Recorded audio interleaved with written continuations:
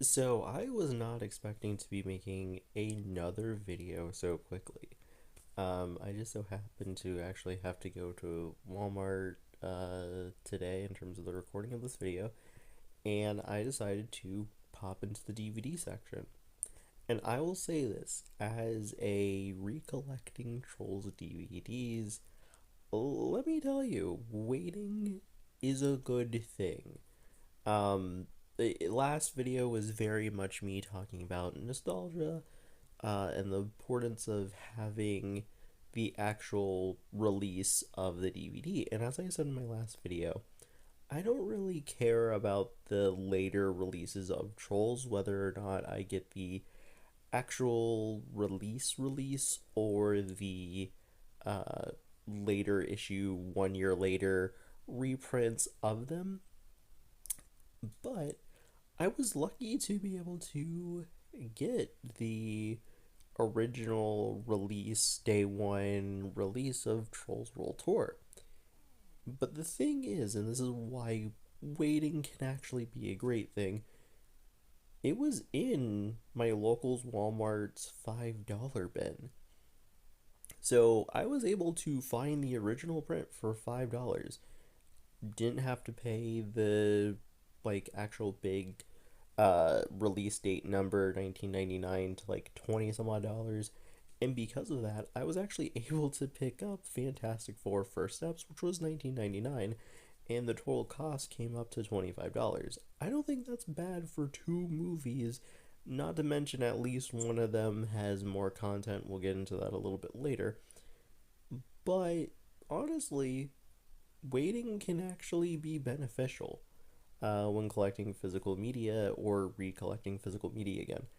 Totally recommend seeing if your local retailers have $5 bins. I've heard recently a lot of Walmart's got rid of their $5 bins. I will say this, look very, very closely. There's a possibility it still exists, but much smaller, because in terms of this photo, this bin is not the normal traditional bin we're used to where we see the $5 DVDs as we once used to at one point going into Walmart's or even Target's.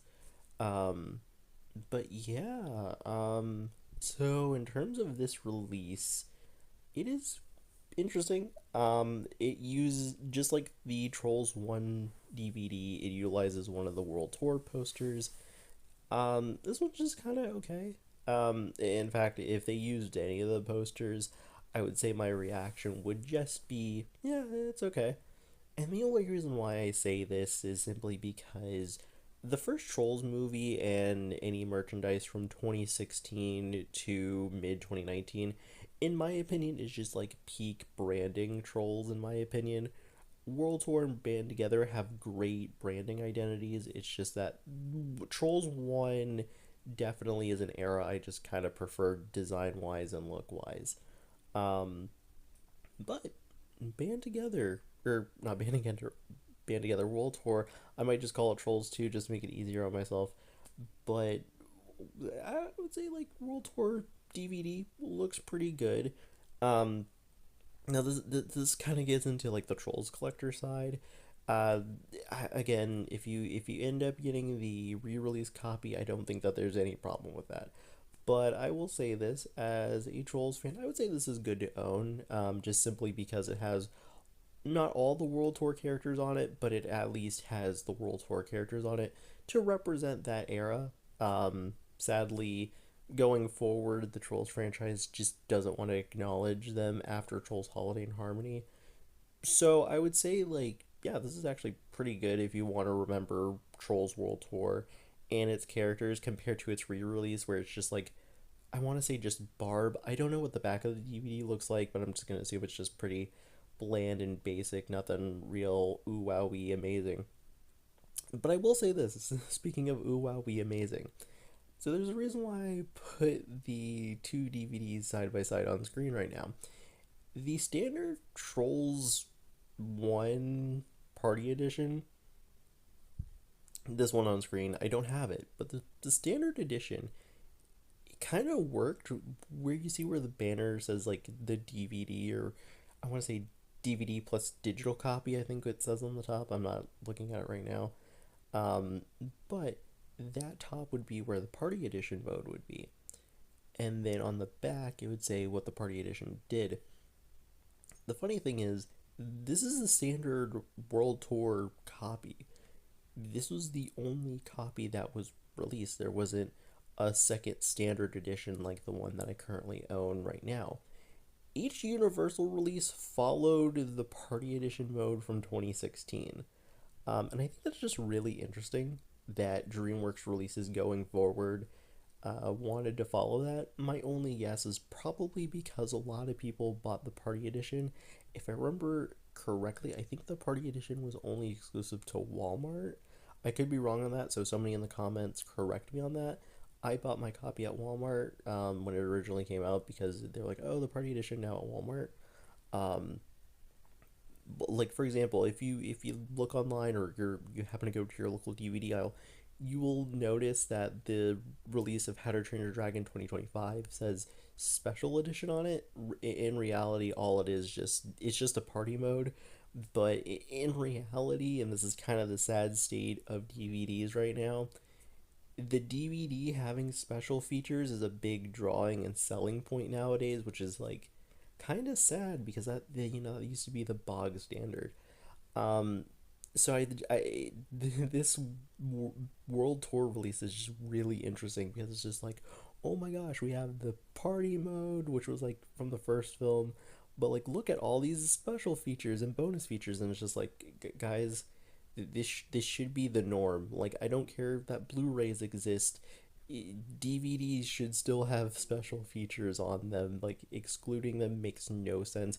We'll get into that a little bit later, but it is kind of funny in hindsight that this kind of started the trend of Universal DVDs, especially DreamWorks ones, hyping up that it's like, oh wow, we have special features. Or in the case of How to Train Your Dragon, they're just like upfront, this is the special edition. Um, so then we get into the spine of the DVD, which is like really funny. Um, it's just Tiny Diamond.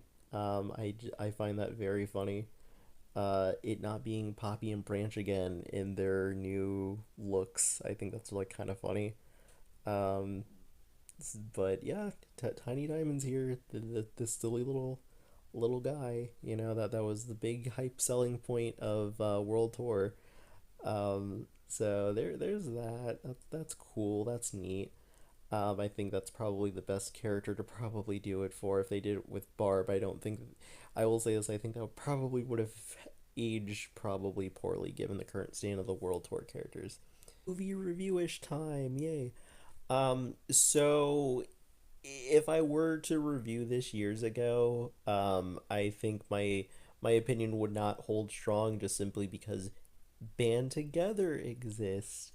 In terms of Trolls ranking, it would definitely go the first Trolls movie, Band Together, and then World Tour. Now you might be thinking World Tour is the worst movie, but no, World Tour is actually a pretty good movie. Um, the reason why I have it so low is simply because it's a very huge character based movie where you have Poppy going on an arc of trying to do better and learn better and grow. You have Branch being in the supporting role and the voice of reason to Poppy. And that's definitely like a backseat role, but he's still an important character to the narrative because he's there to like observe everything and be the voice of reason. But he's definitely in a different position compared to where he was in the first film. Um, so you have that. Then you have Cooper learning that he isn't from Pop Village and that he was just born and raised from two different cultures. I think that's a very cool storyline. Then you have Barb learning just to, her redemption arc. And then you also have Biggie, which I think was learning how to be brave and listen, listen, listen. I dunk on this storyline, but in reality, it works for the character Biggie. The issue is it's just not what World Tour really needed. Um, Not only that, there are interesting snack pack members, not to mention a new one introduced to replace DJ Suki. Yes, I sadly said what I just said. So there could have been more things done that were more interesting compared to the arc Biggie went on, even though it characterization wise it makes sense. And it's a perfect story for Biggie. It's just the way it was executed, not the best, but that doesn't mean I hate it. I just have some problems with it. Um, but in my opinion, it's the weakest aspect of the film, and that's really sad to say. But other than that, I think that for a huge character movie, it works. But you just really got to be in the mood for that. But it's still a feel good comfort movie. It's just that, but different. Um, I will say this. This is where you can definitely tell that the characters do not look like how they did in the first film. This started the trend of Trolls movies going forward having new character designs each movie, each go around.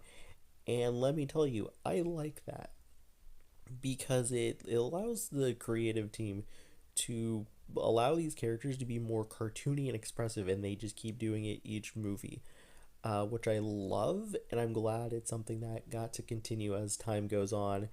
Uh, Band Together is the most cartoonish, but this one it definitely elevated and show what Trolls is capable of when you allow these creators to be able to do more with the Trolls franchise whenever they get a new theatrical film. And really, all in all, I think it's a pretty solid installment to the series. Even though I think it's like I rank it the lowest, it's still a good movie. Like it's not a movie that I would say ignore. I think it's a solid movie. If you love Poppy and Branch, you are going to love this movie. If you enjoy the world building aspect, even though that I have my issues with, considering, like I said earlier, my snack pack issue and the world tour characters disappearing after the second holiday special. I still like the world building. I think that's a cool aspect. And it's a cool aspect in this movie. Um, just all in all, it's a good movie. I don't really have that OMG fun comfort movie vibes that I do have for the first film. And same goes for the third film, but we're not quite there yet. But all in all, I like it. Before we jump into Fantastic Four First Steps, like I said in my last video, I wasn't wrong about the DVD disc. Here we have the character disc, and with World Tour, this is the start of the Universal logo with like a colorful disc. I will say this, I prefer that compared to the gray disc. This is at least a step in a decent direction.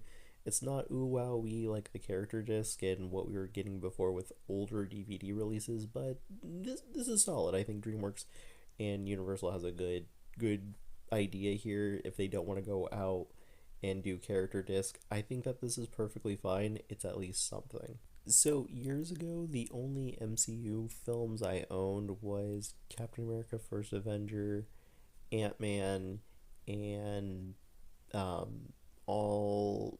I think I owned Homecoming, and yeah, I owned Homecoming and Far From Home. Those were Those last two were Sony movies. So their approach to DVDs far different from Disney and Marvel, MCU, whatever division you want to call it. Um, Really, the Captain America First Avenger DVD, the Ant Man DVD, it looks exactly kind of like this Fantastic Four DVD. Using one of the posters, although this one's heavily edited to be fully blue, so I will give it its kudos for that. Um, the back of the DVD, it's got the Silver Surfer on it, and then the side has Herbie on it. Yeah, I don't really have much to say about this DVD, and honestly, that's not really a bad thing. I think the simplicity works in its favor, so yeah, I don't really have much to comment on here. but we kind of get a little bit of a problem once we open the DVD. And yep, there it is. There's that gray disc I was talking about earlier. It's certainly something. Yippee! I don't know. Like like Universal, they kind of got the upper hand on this one. And you're noticing I'm not very enthusiastic about this DVD. And again, I think the simplicity, it works perfectly fine. The disc, not a fan of the gray disc. If this will probably be a trend with most of my collection probably going forward if this is a case. But um no special features. Like I said, I brought up the Sony DVDs a minute ago. At least the Sony Spider-Man movies, they give you special features. it, Lately Disney DVDs are just like, hey, you want the bare basic version of the film on home media? There you go. There's the movie and only the movie. Yeah, I mean it's a bummer, but like I'm gonna be real. Special features should be on a DVD. Don't care how Mr. Incredible boomer that sounds. You need special features on your DVD. I'm just gonna keep it 100. At least Trolls has it. Heck, it even has uh, audio commentary. The first film didn't have audio commentary. Um, like I would have taken audio commentary. That's a bare minimum, but at least it's a bonus feature. Heck, there's not even trailers on the Fantastic Four DVD. So like, it's a bare bones thing, but like, we kind of need some special features. This is a Johnny Storm fan account. If you hate Johnny Storm, you could respectfully leave this account. Anyways, review time. Um, I out of the two rival studios, uh, Fantastic Four First Steps and Superman 2025, I chose to see Fantastic Four. Uh, I, we'll see if I own Superman 2025. I probably will, more than likely. We'll see how time goes.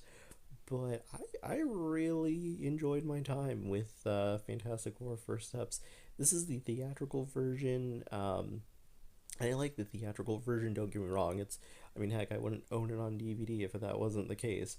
But it is a bummer that we lost a lot of content from this movie. And I think the reason why that's such a bummer is because of the retro futuristic aesthetic. I think it works so well. It's part of the reason why I just adore the aesthetics, the suits, the everything of this movie just because of it. You know what? Actually, now that I think about it, this DVD might actually be accurate. They probably would have said, "Here's the movie and the setup and the scene select." There you go. We don't know how to do DVDs quite yet, so maybe the DVD is accurate to its time period. Jokes aside about that, I just really just adore this movie. Again, other than its style, um, like it feels very early Fantastic Four, and I love it for that. I still need to read a Fantastic Four comic because I haven't done that, but I've seen Fantastic Four through the early 2000s film, Fan Four Stick, and whenever they popped up in a non Fantastic Four cartoon, I need to watch that as well. But I like these characters, and this movie definitely made me love these characters even more. Like I said, this is a Johnny Storm stan account, but I love all four of them. Reed, Sue, Johnny, and Ben. They're all great. I love the reason why I love this movie is because of all four. Ben did get the shaft. I will acknowledge that he did not get a lot, but his scenes were good. But I think like what works with this movie is like all four of these characters, they bounce off of each other very well. But I will say this, and this is kind of gonna date this video a bit, and I'm okay with that. It felt natural when these characters spoke. Um, Now I will say this, I do like the current state of the MCU. Not all of it, not all of it, not all of it, but with the things that I do like from it, I can say that most of the movies and shows, they do have a bit of a dialogue issue. This one feels a lot more natural in the type of MCU writing that I like. So we don't really have that problem here, thankfully. And because of that, we were able to get like solid characterization, solid scenes, and things of that nature. Also, I love the action scenes in the movie. They were very good. The things that work really are the scope because of the villains, the two of them that we have, and also that again that retro futuristic aesthetic, but also being inspired by early Fantastic Four. It just understood the assignment, and I think that's why I like the movie. It's just a well understood assignment movie. But since currently speaking, this is the only MCU movie in my library, this movie it reminds me of the movies that I referenced earlier, minus one of them: Captain America: First Avenger, Ant Man, and Spider Man: Homecoming. Very solid movies that can stand alone on their own. Minus Homecoming a bit, but I'm willing to stretch it. I right behind the DVD is literally a Spider-Man blanket, so I'm willing to stretch it for my fave boy. But all in all, solid movie. Like if you missed out, highly recommend checking this one out. Probably not DVD if you're hesitant to buy it, but it's coming out on Disney Plus soon. But you know me, if I like something, I'm gonna have something physical of it. So, but all in all, banger movie.